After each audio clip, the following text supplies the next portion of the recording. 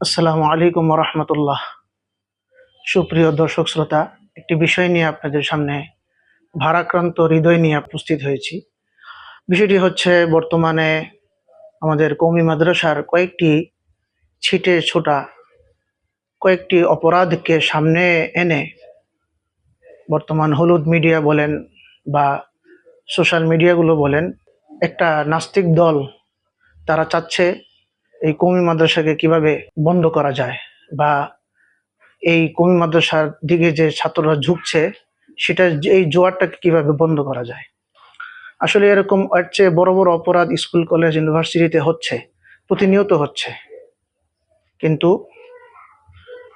সেগুলো আজকে আমাদের সামনে আসছে না, আমাদের মিডিয়ার সামনে আসছে না একটা উদ্দেশ্য প্রণীত ভাবে। এরকম এক দুইটা অপরাধ হয়েই থাকে প্রতিটি প্রতিষ্ঠানে। সেগুলোকে সামনে না এনে আমরা শুধুমাত্র কওমি মাদ্রাসার পিছনে পড়ে আছি। এই কওমি মাদ্রাসায় একমাত্র আল্লাহকে চেনার যে সমস্ত উপায়গুলো আছে সেগুলো পড়ানো হয়, নীতি নৈতিকতা শেখানো হয়, 10টা দৃশ্যের মাধ্যমে তাদেরকে সকল কিছুই শেখানো হয়। কিতাবি এলিমের পাশাপাশি তার চরিত্র কিভাবে গঠন হবে, সে আল্লাহমুখী কিভাবে হবে, সুন্নাহমুখী কিভাবে হবে, আখেরাতমুখী কিভাবে হবে, জান্নাতমুখী কিভাবে হবে, সেগুলো তাদেরকে শেখানো হয়।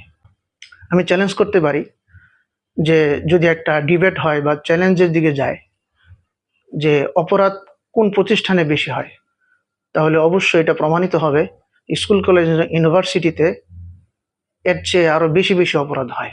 হ্যাঁ, আমরা এটা অস্বীকার করছি না যে আমাদের কওমি মাদ্রাসায় কিছু কিছু অপরাধগুলো হচ্ছে, যেগুলো খুবই ন্যাক্কারজনক, খুবই লজ্জাজনক আমাদের জন্য।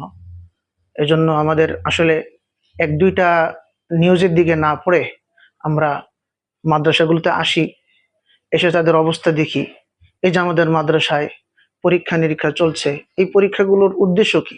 কিতাবি এলেমের পাশাপাশি তাদের আখলাকটা কিভাবে হলো সেটারও এখান থেকে আমরা যাচাই করতে পারি।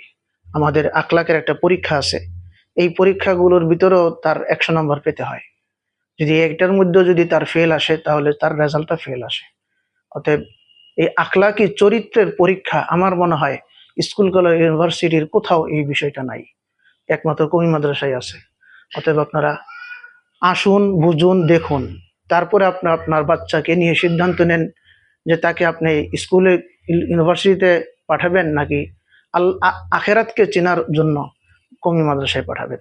তাই আবারও সকলের কাছে উদাত্ত আহ্বান জানাচ্ছি, আপনারা এই সমস্ত নিউজের দিকে না পড়ে আপনারা অবশ্যই সশরীরে উপস্থিত হয়ে নিজে যাচাই বাছাই করে আপনার সন্তানের ব্যাপারে সিদ্ধান্ত নেবেন। আসসালামু আলাইকুম ওয়া রাহমাতুল্লাহি ওয়া বারাকাতুহু।